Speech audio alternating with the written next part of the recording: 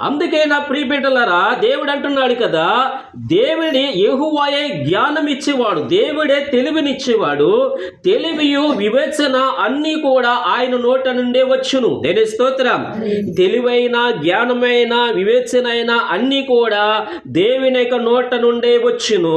కాబట్టి దేవుడు మనకి ఒక బోధకుడు, ఒక పాస్టర్ గారు చెబుతున్నప్పుడు ఆ యొక్క మాటలు వాక్యాంశరంగా ఉన్నాయా, వాక్యమాంసరంగా చెబుతున్నాడా, నిజమైన బోధ, అబద్ధమైన బోధ అని నువ్వు ఏమి తెలుసుకోవాలంటే వాక్యమును పరిశోధన చేసుకోవాలి. దేని స్తోత్రం.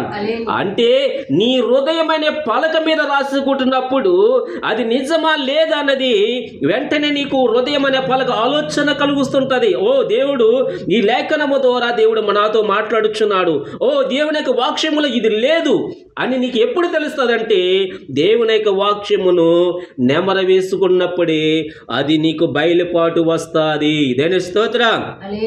దేవుని యొక్క వాక్యమును నెమర వేసుకోకుండా ఉంటే అది నీకు బయలుపాటు లేదని తెలుసుకోవాలి.